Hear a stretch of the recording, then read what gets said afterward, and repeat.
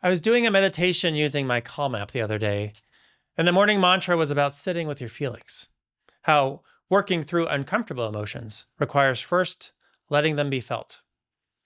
I used my Calm app the next day, and the morning meditation was about how important it is to let our feelings go. Two things I'm enormously bad at doing. Let's talk about it. Welcome to this week's episode of What's Jonathan Thinking?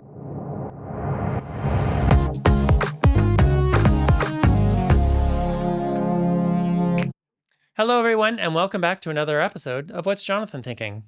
As I mentioned in the introduction, I found my Calm app giving me mixed messages over the last week or so. One guru encouraged me to sit in my emotions and allow them to be felt, while another encouraged me to let my emotions go.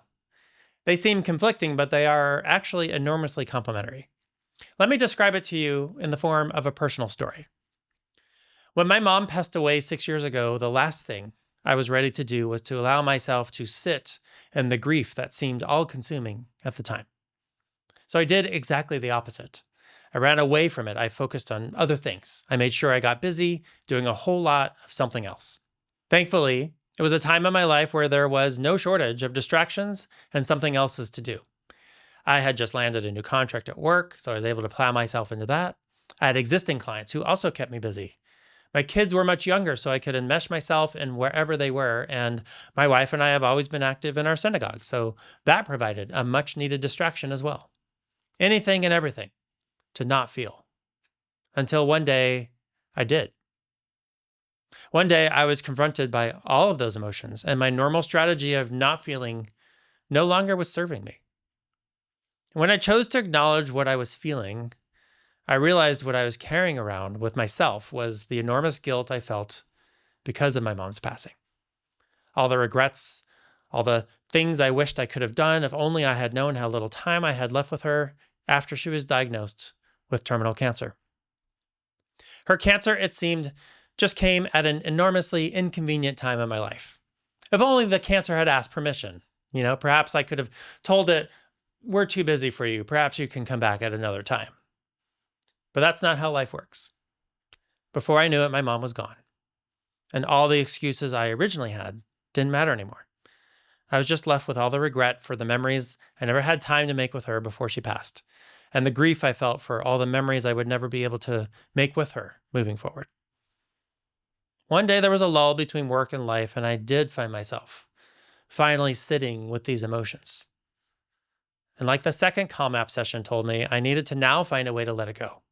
Because the grief, the regrets, the anger, the bitterness, the loss, it was not serving me. And it was preventing me from living my life to its fullest. I did not have my mom physically in my life anymore, but I had other people who were still very much alive.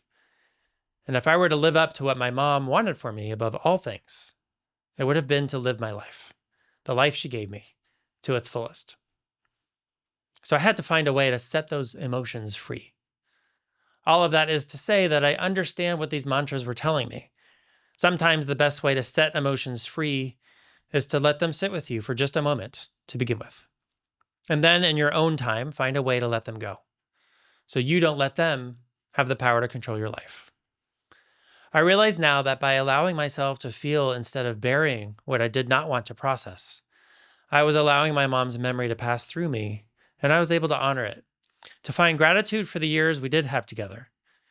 To find solace in the memories that brought a smile to my face. And yes, to allow my own unresolved anger at losing her too soon to just have a place. And then when I was ready, I gave myself permission to let it go. We are not a society that likes to feel all that much.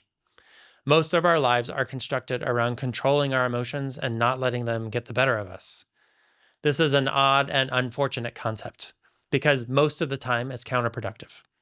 As I look at the teams I've been on and the teams I manage today, the most growth we've made together has been in the moments when we allowed ourselves to feel something, to acknowledge the emotions we were experiencing, discuss them, and find a path forward.